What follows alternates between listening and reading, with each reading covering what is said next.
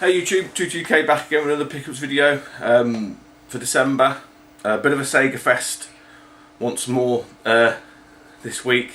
Got to slow down now because obviously Christmas is coming and stuff, but to be honest I haven't paid a great deal for any of these games by any stretch of imagination.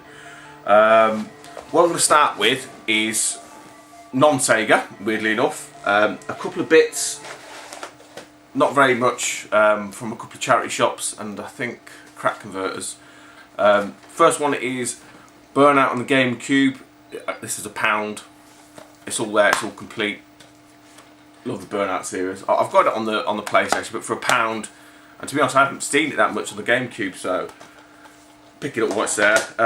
This one I've seen in Blockbuster Video, and it's X-Men Next Dimension. I think Ninja Bear got this in the trade with one of the guys, literally, and after I watched that in the morning, I went in the afternoon to Blockbuster to get a couple of Christmas presents, because I got a good deal on some of the current gen stuff. It's buy two of the newer games for 50 quid, so basically £25 a game pre-owned, and there's still 30 quid in game stations, stuff like that. Not really for me, they're for my daughter, but yeah. And I just happened to ask him if he's got any of the old, anything older, like PlayStation 2, GameCube and stuff, and he pulled out an old box from under the counter.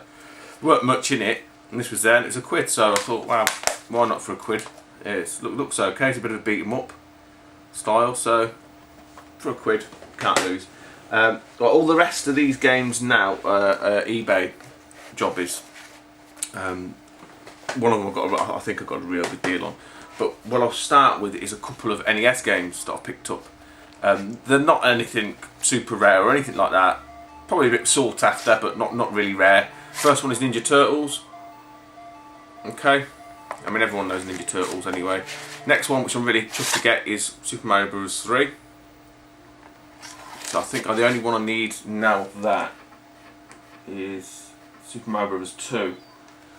Then I'll have all three Marios, which is always nice to have. The next one, I'd seen this was an auction before and I'd missed it, but it wasn't boxed or anything like that. Just look for the sleeve. But this is boxed, no manual or anything, unfortunately, and it's Maniac Mansion. Any of you guys out there, which I'm sure most of us do, get the Retro Gamer magazine. This was featured in there, and it really piqued my interest again in it. I mean, purely from a NES side of it anyway. There's a cartridge there. And it's got the gold label, means, I'm pretty sure it means it's battery backup, battery save, whatever. I haven't played it yet. I haven't played any of the NES games yet, to be honest. I've got to get it all set up. So as you can see, I've got the Mega Drive and stuff still running. But yeah, the box isn't in the best condition, to be honest.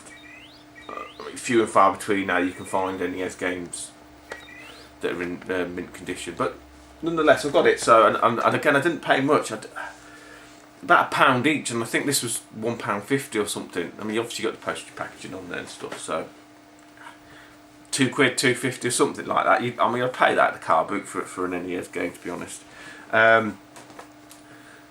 Jumping across to the Sega, I've got this on the Master System, and I thought I had it on the Mega Drive, but clearly I didn't. And it was basically another item that I was buying off a seller.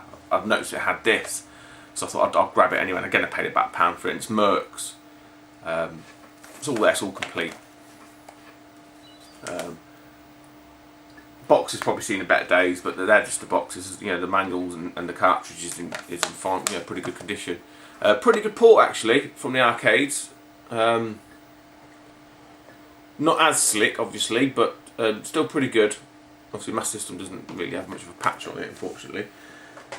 Now this one, I'm pretty sure I got a really good deal on this. I'd seen this before when I bought all the other role-playing games like Shining Force and Phantasy Star. The guy had this, and I asked him about this, and he weren't really willing to do a deal on it, unfortunately. So I'd kept an eye on it every so often when it comes up on eBay, just checking it out, just to sort of see what it's running for. And then it was last week I noticed this auction hadn't really moved much. I can't remember when it ended. I think it might have ended quite late at night. So I put a cheeky bid in anyway, and I thought, well, if I get it, and I won, and I think I paid something like £2.40 or something. It wasn't a great deal, guys, at all. But anyway, the game's Landstalker, and it's mint. Well, I say it's mint. It's in good condition. It's good enough for me. It's not obviously brand new mint, but it's good enough for me. And for the price I paid for it, it's an absolute steal. It's a really weird game. It's like a action isometric. It reminds me of Last Ninja a little bit, but I mean, this has got weird jumping sections. It's really difficult. I remember I've only had a quick blast at it anyway, watch the intro and stuff. But yeah, it's one of the ones I want to get into. So that got to be the bargain of the week. Next up is the Master System games. Going on a right fest with these. Again, I haven't paid much for any of these. I think the most expensive one is £1.40, I think. But first up, anyway, as you probably can see it running in the background, is Rastan. I got this because I thought Minx might want to see it again, and I thought I'd just torture him a little bit longer. I've just been playing it actually, and it's not as unforgiving as he made out. I think in the arcades it was a hell of a lot tougher, but this is a lot more forgiving. And I don't remember having a double jump, but I could be wrong. But you got a double jump in this one. You tap, you jump it again, and obviously you got a health meter and stuff. So it's a little bit more forgiving, to be honest. It plays quite well actually. Weirdly enough, you can fall in the water and then double jump out the water. I just thought if you hit the water, you would have died. But hey ho. Anyway, very good condition. Very good. Manual is in there. The box is really, the hinges are really tight, and also it come with. I don't think it's ever been opened. Is the old poster. So I mean, although people don't rate it or whatever, it's one I needed for the collection. I remember playing it in the arcades, and it was tough as hell, and it was very unforgiving. But like I say, this version's not too bad. I'm just going to go through these guys in no particular order. The next one I got is Spellcaster. I think this might be the one that I paid £1.50 for. Again, very good condition.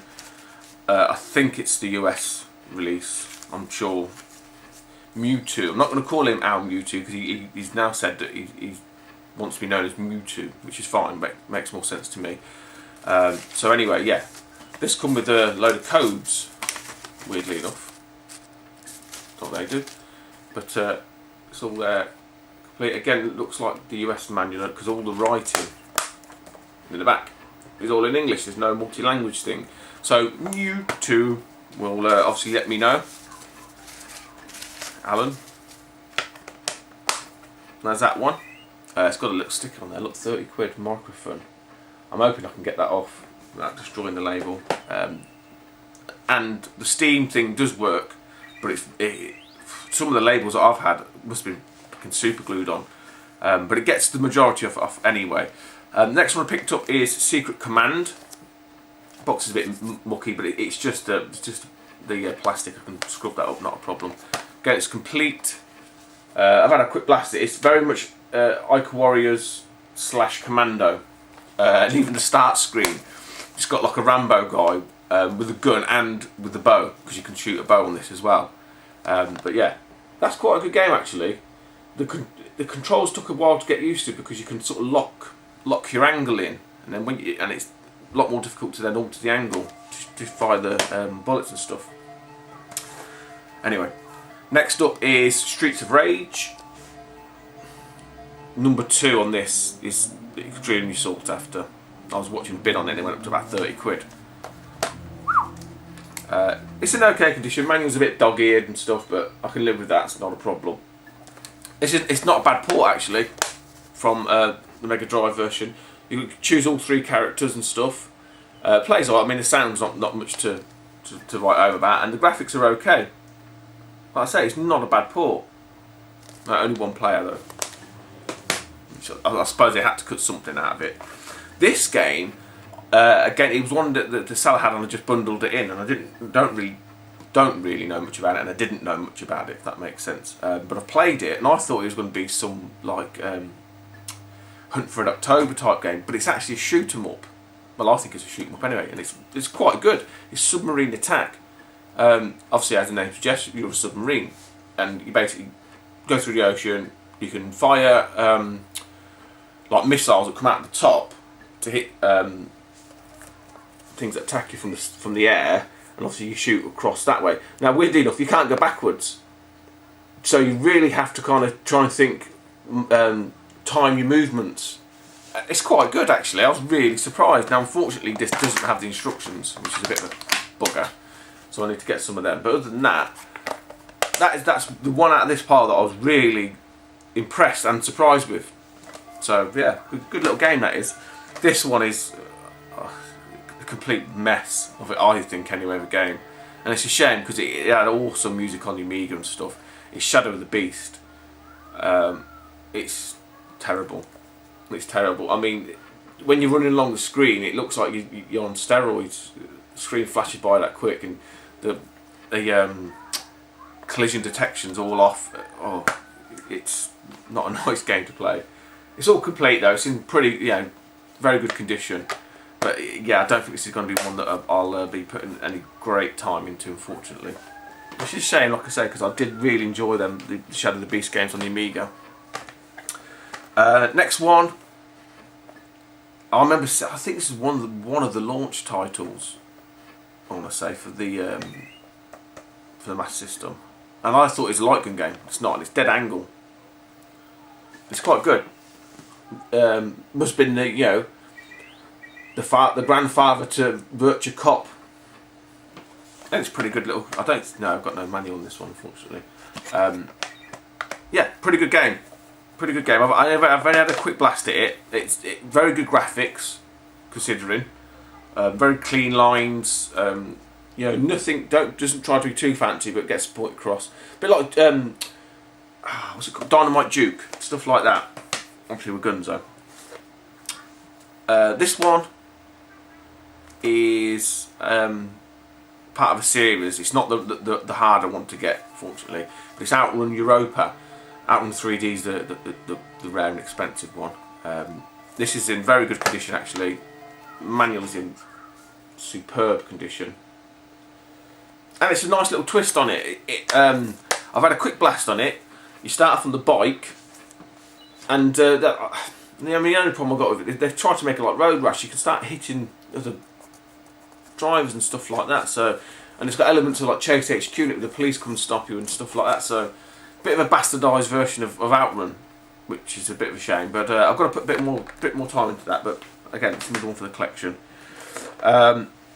This one again, I remember the adverts for this in computer video games, and it's obviously for. Was it for the Amiga? Was it for the Amiga? But this was, one of the very early role-playing type games that is all Advanced Dungeons and Dragons, and it's Heroes of the Lance. And it doesn't play anything like I expected it to. It's a very weird sort of side-scrolling adventure game, if that makes sense. It's like Zelda 2-ish. Obviously, there must have been tinkering and altering stuff with it, but it wasn't what I thought it was going to be like. Weirdly enough, I think I mentioned it to Mewtwo. I've got to clean this card because it looks like it's glitching on the converter, and I thought it was just a converter. I've got to try it on the Mark 1 Sega just to make sure that it's not that. But yeah, very weird game that I need to put some time into. I think just to get the most out of it. This one I've just noticed this. This one I picked up on the Mega Drive because I love this in the arcades. Plays okay on the Master System, to be fair. Probably doesn't do it justice. And weird. I've just noticed this. This is weird. Look, it's Forgotten Worlds, and what I've just realised it's one player, and they've only shown you one character on the box. They've obviously altered the cover to take out the other guy, which I thought was. I didn't notice that, strangely enough. Yeah, so that's a weird one. Yeah, so that's complete. And I've got like a nice little poster in that one as well.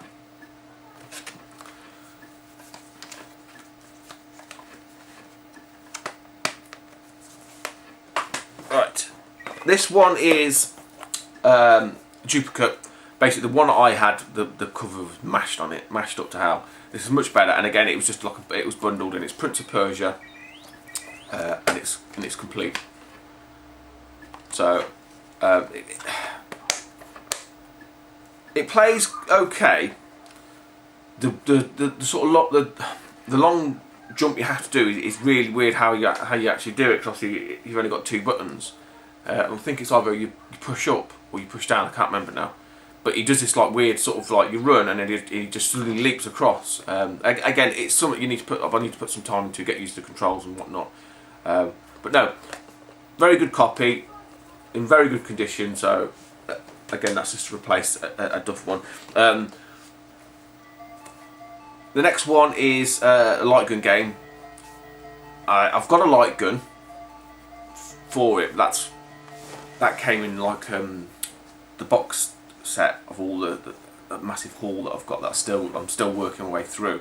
So ideally I want to keep that as it is, so I'm actually on the lookout just for a light phaser, just so I can keep it loose in the tubs and pull it out when I need to. But anyway, the game I picked up is Wanted. Pretty good game.